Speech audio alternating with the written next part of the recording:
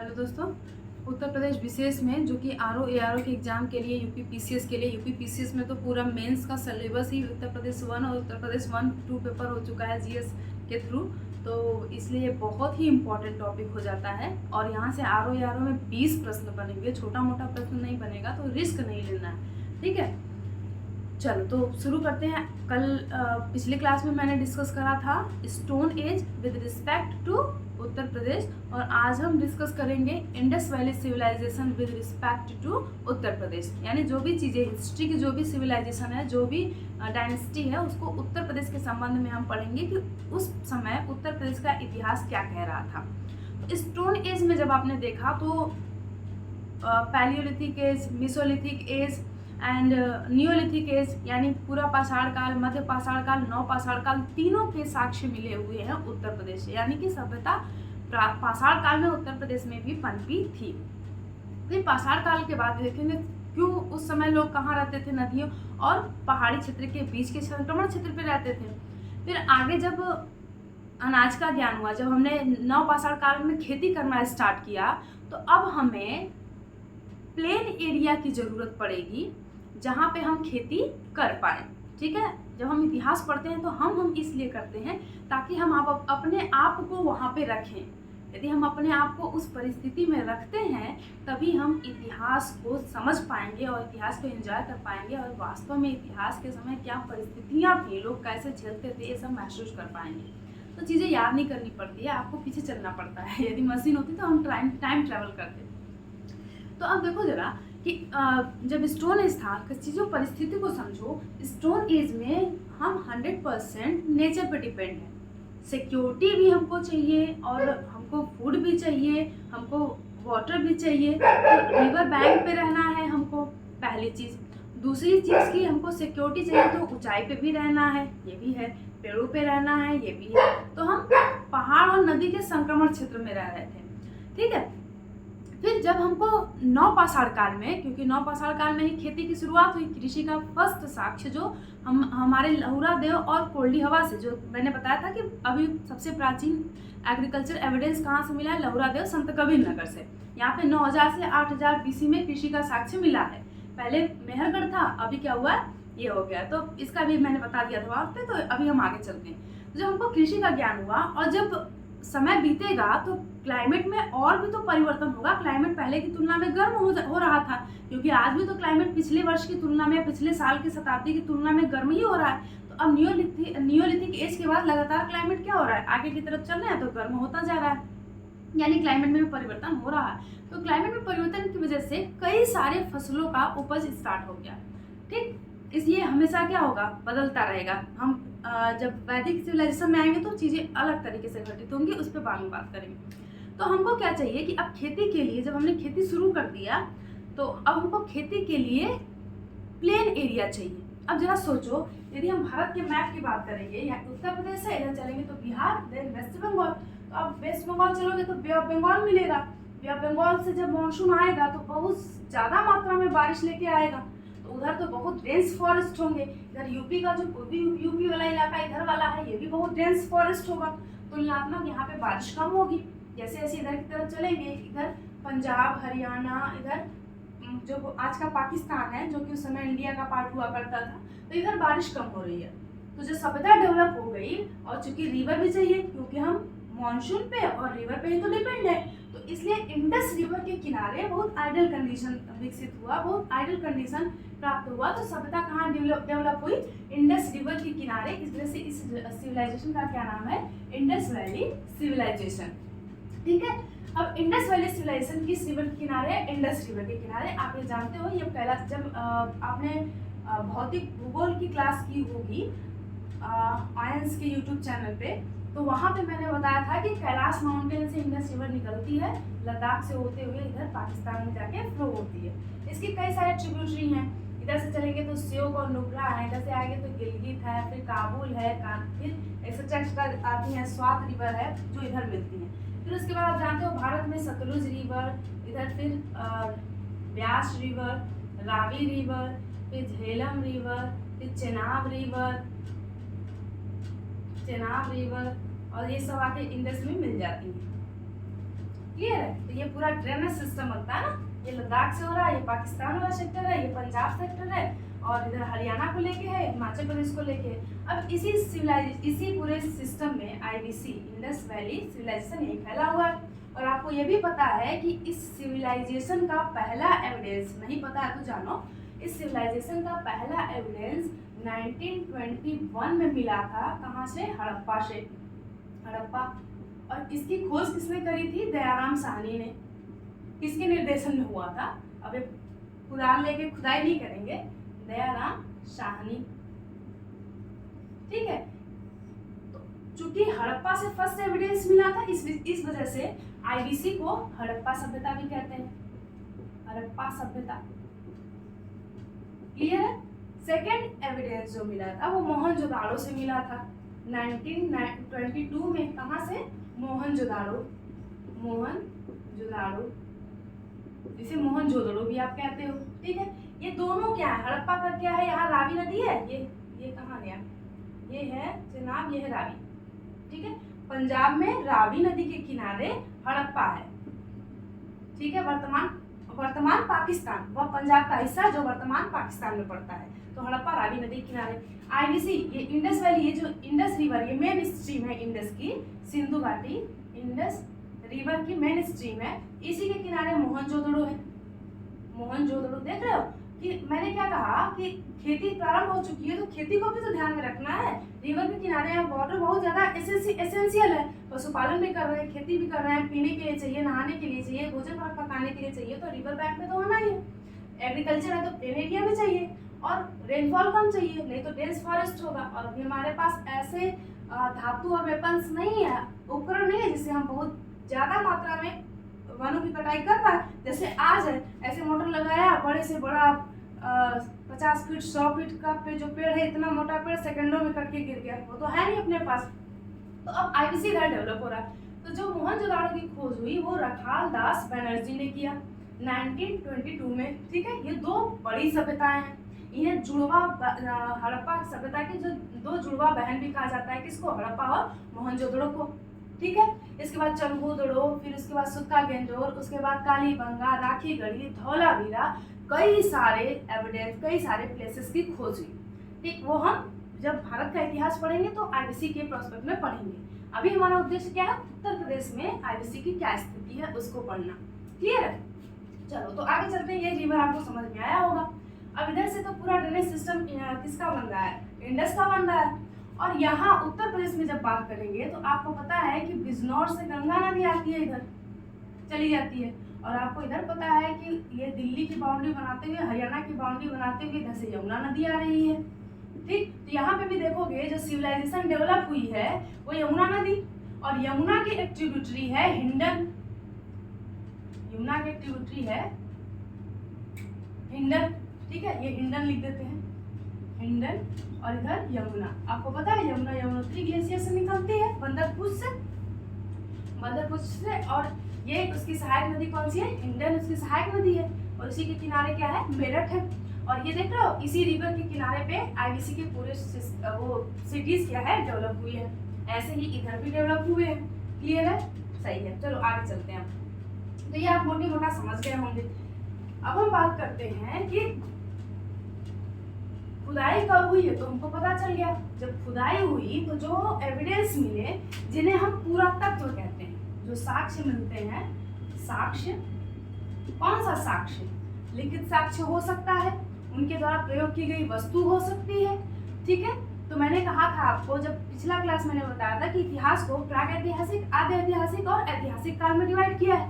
तो हमारा जो IVC है वो आता है आद्य ऐतिहासिक में। आद्य को ऐसे भी लिख सकते हो आप, आद्य को ऐसे भी लिख सकते हो। ठीक है। आद्य ऐतिहासिक। आद्य ऐतिहासिक का मतलब कि इतिहास का वह युग जिसमें ह्यूमन पढ़ना और लिखना जानता तो है, लेकिन वो उस प्रकार की लिपि और भाषा का प्रयोग करता है जिसे आज हम नहीं समझ पाए।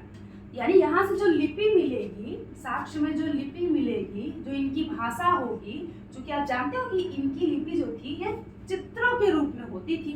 शेर का, तीर का निशान, ये सब चित्र बने होते थे। तो चित्रात्मक लिपि थी। ठीक है, उसी से उनका भाव प्रकट होता था, इसलिए हम कहते हैं भाव चित्रात्मक लिपि, जिसको हम पढ़ नहीं पाए। तो अब जो एविडेंस मिलेगा इस सिविलाइजेशन को समझने के लिए, वो उनके द्वारा प्रयोग की गई वस्तुएं होंगी और उनका आवासीय स्थल होगा, उनका जहाँ पे शव दाह होता है या शव को दफनाया जाता है वो प्लेस होगा, बरियल लैंड। ठीक है, उनके द्वारा जो ट्रेड एंड कॉमर्स में जो मुद्राएं यूज करती थी, मुहर यूज करते थे, वो मिलेगा। ठीक, इसको हम कहते हैं पुरातात्विक साक्ष्य, पुरातत्व। ठीक है, पुरातत्व या पुरातत्व या पुरातात्विक साक्ष्य कहते हैं। क्लियर है? ये साक्ष्य जहां से मिलते हैं उसको बोलते हैं ऐतिहासिक स्थल, पुरातात्विक स्थल। क्लियर है? पुरातात्विक स्थल ये सब क्या है? पुरातात्विक स्थल है, क्योंकि यहाँ से आईबीसी के एविडेंस मिले हुए हैं। तो एविडेंस में हमको क्या मिला है कि ये किस प्रकार इनके जो मकान होते थे वो बहुमंजिले होते थे, पक्की ईंटों का प्रयोग होता था, 9-9 मीटर ऊंची चौड़ी सड़कें होती थी, सड़क के दोनों किनारे पर नालियां होती थी, नालियां भी पक्की होती थी, ढके होते थे। यानी कि पूरे एशिया में सबसे पहला नगरीय सभ्यता कौन था? पूरे एशिया में सबसे पहला नगरीय सभ्यता, ठीक है, कौन था? Indus valley civilization. और विश्व में सभी नगरीय सभ्यताओं में अग्रणी श्रेणी में आता था कौन? Indus valley civilization. उस समय विश्व में कौन कौन सी सभ्यता थी? चीन में चीन की सभ्यता, मिस्र में मिस्र की सभ्यता, इटली में आएंगे तो मेसोपोटामिया की सभ्यता, सुमेरियन सभ्यता, और मैक्सिको में जाएंगे तो माया सभ्यता, ग्रीक में जाएंगे तो क्रीट सभ्यता। सब में यदि तुलना करेंगे तो ये बहुत डेवलप थे। और सबसे हमारा ट्रेड एंड कॉमर्स होता था, क्योंकि अलग अलग जगह की मुहर भी हमारे यहाँ आईबीसी में मिला हुआ है और हमारी आईबीसी की मुहर भी अलग अलग जगह पे मिली हुई है। ठीक है, अब तीसरी चीज की बात करते हैं कि ये सभ्यता की सबसे विकसित सभ्यता काउंट होती थी। अब इनके विस्तार की बात करेंगे तो विस्तार पूर्व, पश्चिम, उत्तर, दक्षिण, ये चारों दिशा में होगा। ठीक है, हवा में तो होगा नहीं। तो उत्तर में जो इनका विस्तार था वो था जम्मू कश्मीर में मांडा नामक स्थान पर, जिसे मांदा भी कहते हैं। ठीक है, मांदा और मांडी में अंतर है। मांडी मिलेगा आपको कहाँ पे? उत्तर प्रदेश में, और मांडा कहाँ मिलेगा? जम्मू एंड कश्मीर में। ठीक है, जम्मू एंड कश्मीर में आईबीसी का सबसे उत्तरी विस्तार कौन है? मांडा। सबसे दक्षिणी विस्तार कौन है? महाराष्ट्र में दायमाबाद। अब आपको इंडिया का मैप आपके दिमाग में चल रहा होगा, जम्मू कश्मीर से महाराष्ट्र। सबसे पूर्वी विस्तार देखो ये है, मेरठ में हिंडन नदी के किनारे आलमगीरपुर। ठीक है, आलमगीरपुर, इसकी खोज हुई 1958 में, 1958। खोज किसके निर्देशन में हुई? यज्ञदत्त शर्मा के नेतृत्व में इसकी खोज हुई। और इसे एक और नाम से जाना जाता है परशुराम का खेरा। परशुराम का खेरा, ये एग्जाम में पूछा हुआ है, इस वजह से मैंने इसको मेंशन करा है। ठीक है, तो खोज आलमगीरपुर क्या हुआ? सबसे पूर्वी विस्तार हुआ। सबसे पूर्वी विस्तार कौन हुआ? उत्तर प्रदेश में आलमगीरपुर। क्लियर है?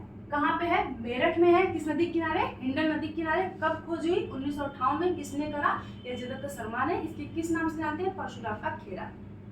क्लियर है?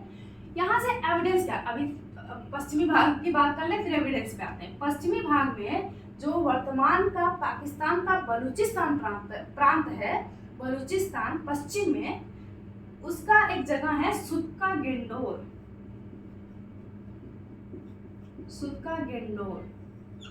ठीक है, सुदका गेंडोर की तरह एक और नाम मिलता जुलता है सुरकोटदा, जो गुजरात में है, जहां से घोड़े के अस्थि पंजर का साक्ष्य मिला था। तो अब कंफ्यूज मत करना, ये बलूचिस्तान में है।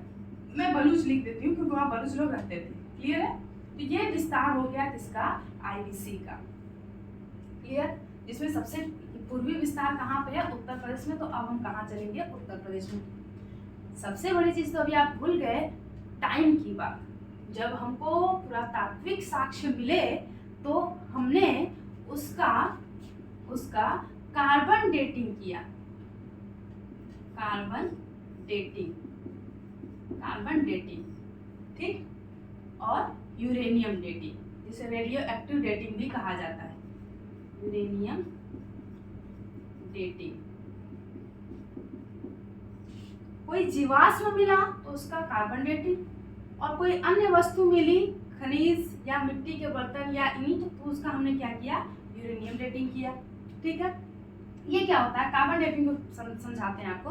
यूरेनियम डेटिंग कैसे निकालते हैं, देखो कोई पेंटिंग है, कोई गुफा है, उस पे हजारों साल पहले का है, तो उस पे जो वायुमंडलीय धूल या धूल के कण या राख का जो परत जमेगा, उसमें कुछ एलिमेंट किसके होते हैं, यूरेनियम के होते हैं।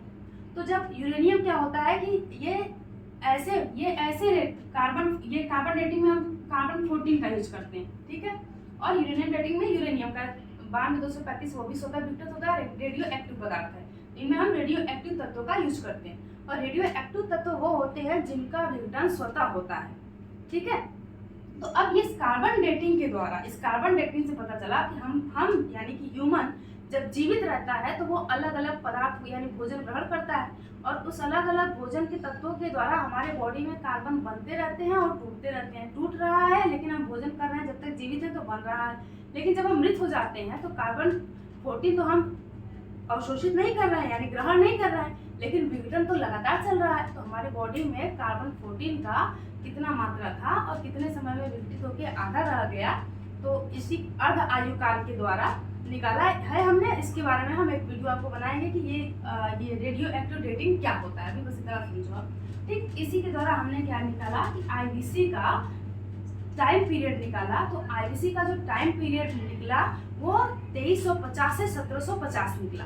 ठीक है, 2350 से 1750 बीसी, 2350 से 1750 बीसी। लेकिन आपको बता दें कि किसी भी सभ्यता का जन्म होता है, फिर वो सभ्यता परिपक्व होती है, फिर धीरे धीरे उस सभ्यता का पतन होता है। तो ये जो परिपक्व और पतन का पूरा टाइम पीरियड मैंने लिया है वो है 2350 से 1750। लेकिन जो परिपक्व हड़प्पा थी, यानी जब आईवीसी के सभी सिटी बहुत डेवलप थे, डेवलपमेंट के हाई स्टेज पे थे, तो वो टाइम पीरियड है 2600 से ये है 1900, सही, 2600 से 1900 बीसी। ठीक है, आजकल एग्जाम में यही पूछ रहा है, तो ये आपको याद होना चाहिए। आईवीसी का मैच्योरिटी एज क्या था जब वो परिपक्व स्टेज पे थी, तो 2600 से 1900 बीसी के बीच में। क्लियर है, ये पता चलता है रेडियो डेटिंग और कार्बन डेटिंग से, यानी कार्बन डेटिंग और यूरेनियम डेटिंग से। ये टाइम पीरियड की बात हो गई और ये विस्तार की बात हो गई। अब यूपी की बात करते हैं। यूपी में कितने साइट्स हैं, कितने स्थान हैं, सबसे पहला प्रश्न आपसे यही पूछा जाएगा। तो सबसे पश्चिम में देखो, यहाँ पे भी देखोगे तो ये यूपी का जो पॉलिटिकल और यूपी का परिचय वाला क्लासेस को देख लेना आप। सहारनपुर के नीचे आओगे तो इधर मुजफ्फरनगर के बाद आएगा शामली के बाद बागपत, इधर मेरठ और इधर बुलंदशहर। तो इन सभी साइटों में आप देखोगे कि सबसे पश्चिम में कौन है, मेरठ में आलमगीरपुर। ठीक है, इन साइटों की बात करें सबसे पूर्व में, तो इसीलिए आईवीसी का सबसे पूर्वी क्षेत्र क्या हो जाता है, आलमगीरपुर हो जाता है। आलमगीरपुर, हिंडन नदी, मेरठ, यज्ञदत्त शर्मा, 1958, परशुराम का खेरा। यहाँ से क्या साक्ष्य मिला है कि यहाँ से कुछ चित्र मिले हैं, उस चित्र पे कुछ लिपि अंकित किए गए हैं। क्या मिले हैं, कुछ चित्र मिले हैं, उस चित्र पे क्या अंकित है, कुछ लिपि अंकित है, जिससे पता चलता है कि इनको लेखन कला का ज्ञान था। ठीक है, यानी ये पढ़ना लिखना जानते थे, पहली चीज मिली। ठीक है, दूसरी चीज मिली है यहाँ से रोटी बनाने की चौकी, वो जिसको चौका बेलना कहते हैं, रोटी बनाने की चौकी। फिर मिट्टी के बर्तन, फिर पत्थरों के औजार, फिर तांबे और कांस्य के मिले हुए बर्तन यहाँ पे मिले हैं। तो हर जगह देखोगे, पहले तो देखो जो मिट्टी वाला सेक्शन रहेगा, मिट्टी की चीजें रहेंगी, वो इस नदी के किनारे होने की वजह से नमी के कारण इतने समय में डिकम्पोज हो जाएंगी। ठीक है, खत्म हो जाएंगी, उनका एविडेंस नहीं मिलेगा। हाँ, जो धात्विक रूप में रहेंगे वो चीजें मिल सकती हैं। ठीक है, तो धात्विक रूप में इनका एविडेंस यहाँ पे मिला है कि इस एरा में, चूंकि हम चलेंगे जब स्टोन एज हम पढ़ रहे थे, तो स्टोन एज के लास्ट में नवपाषाण काल जब खत्म होता है, तब ह्यूमन द्वारा मेटल यानी धातु का प्रयोग होता है और पहला धातु रहता है कौन, तांबा। तो ह्यूमन तांबे के साथ साथ स्टोन का भी यूज करता है, तो उसे कहते हैं ताम्र पाषाण काल। ताम्र पाषाण काल, ताम्र पाषाण की एक संस्कृति महाराष्ट्र में है जिसे जारवे संस्कृति कहते हैं, जारवे संस्कृति। ठीक है, इस संस्कृति का एविडेंस, इस संस्कृति का और आईबीसी का दोनों का एकदम मिक्सअप मिलता है। जैसे फॉर एग्जांपल सोचो कि दिल्ली में जो कंडीशन है डेवलपमेंट का, वो उत्तर प्रदेश के ग्रामीण क्षेत्रों में तो नहीं मिलेगा। तो ग्रामीण क्षेत्रों में अभी हम चल रहे हैं 90 के दशक में, जबकि दिल्ली में हम चल रहे हैं बहुत ज़्यादा डेवलपमेंट स्टेज में। तो सेम यही चीज़ें चल रही थी कि कहीं कहीं ताम्र पाषाण युग शुरू चल रहा था, तो कहीं कहीं आईबीसी शुरू हो चुका था। तो आपको आईबीसी के एविडेंस नव पाषाण काल में कहीं कहीं स्टोन ही चल रहा है, तो कहीं कहीं धातु का प्रयोग शुरू हो गया।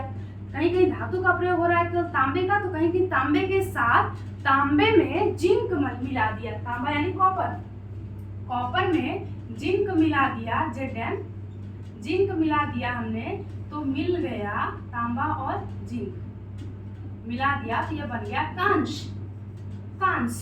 तो कहीं कहीं तो केवल क्या यूज हो रहा है, तांबा और स्टोन, और कहीं कहीं अभी ऐसे ही एज भी चल रहे हैं जहाँ पे केवल क्या यूज हो रहा है, आईबीसी के जगह को हटा दो, आईबीसी सभ्यता को हटा दो, तो साउथ में देखोगे तो बहुत जगह पे क्या चल रहा है, स्टोन चल रहा है।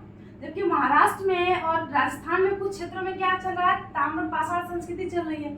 लेकिन मोहनजोदड़ो हड़प्पा में क्या स्टार्ट हो चुका है, कांस्य युगीन सभ्यता। तो जो आईबीसी है, ये जो परिपक्व हमने हड़प्पा खोजा है, इसमें कांस्य का बहुत प्रयोग होता है। तांबे का तो प्रयोग होता ही है, तांबे के साथ साथ कांस्य का व्यापक मात्रा में प्रयोग होता है, इसलिए इसे कांस्य युगीन सभ्यता भी कहा जाता है।